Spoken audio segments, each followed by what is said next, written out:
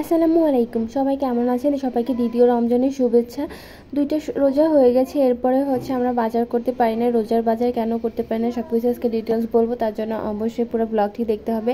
এখানে ইফতারের জন্য আমি একটু ভেজিটেবল নাগেট বানিয়ে নিব, তার জন্য আমি সব কিছু একদম প্রিপেয়ার করে নিচ্ছি। আসলে আমি আর আমার বেবি থাকি, বাসায় দুজন থাকি, সো ওইভাবে আসলে ইফতারি প্রিপেয়ার করা হয় না। যতটুকু পারি ততটুকু করার চেষ্টা করি। আমি তো একা মানুষ, বাসায় থাকি রোজা, এই জন্য। তো যাই হোক, আমি ভালোভাবে সবজি আর আলু সব কিছু সুন্দরভাবে মেখে নিচ্ছি। এখানে আমি 3 ধরনের সবজি ব্যবহার করেছি। পার্পেল কালারের বাঁধাকপি, গাজর, ক্যাপসিকাম, এগুলো সুন্দরভাবে মেখে নিয়েছি। পরিমাণ মতো মরিচ দিয়েছি আমার টেস্ট অনুযায়ী। এবার একটু আটা আর একটা ডিম দিয়ে দিলাম, ভালো করে এটাকে মেখে নিব, একদম সুন্দরভাবে মেখে নিব। এটা দিয়ে আজকে আমি আর আমার মেয়ে ইফতারি করবো, আর সাথে ফল ফ্রুট থাকবে। আমি ওইভাবে আসলে ইফতারিটা ডেকোরেট করে ভিডিও করতে পারছি না সময়ের অভাবের জন্য। যাই হোক, এবার আমি সুন্দর করে মেখে এটাকে কিছুক্ষণের জন্য রেস্ট রাখবো, একটু ফ্রিজে রেখে রেস্ট করে নিব, তাহলে এটা বাইন্ডিংটা ভালো হবে।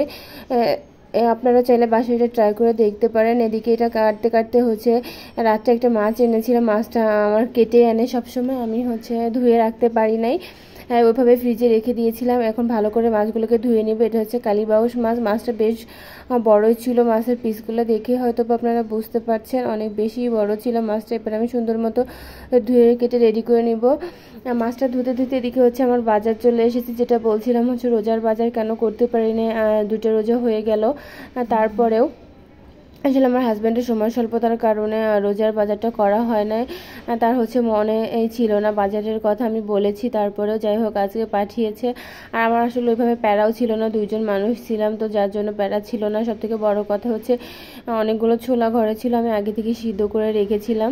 এখানে বেকিং পাউডার দিয়েছে, রাঁধুনি, হালি মিক্স, এটা ফালুদা মিক্স। আমি 2জন মানুষ, আসলে এত কিছু লাগবে না। এটা খেসারি ডাল, বেসন। আমি সব কিছু অল্প পরিমাণে কিনেছি, কারণ এতটুকু আমার হয়ে যাবে। 2জন বলতে তো আমার বেবি তো ওইভাবে খেতে পারে না, আমি একাই আসলে বাসায় রোজা থাকি, আর আমার হাজব্যান্ড তো অফিসে ইফতারি করবে, যার কারণে এতটুকুই আমাদের হয়ে যায়, আমার পুরো মাছটাই কাভার হয়ে যাবে। আর এখানে ফিরনি মিক্স ছিল, আর মরিচের গুঁড়া অনেকগুলো আছে, তারপরে সে আমাকে না জানিয়েই এগুলো অর্ডার দিয়েছে। এটা বেগুন, আর এটা শালগম। আপনারা কে কে, সরি শালগম না, শ্যাকালু বলে এটাকে, আপনারা কে কে চিনেন। আমার কিন্তু খুব বেশি পছন্দ। দিকে আমার বেবি আমার হাত থেকে নিয়ে নিচ্ছিল বারবার।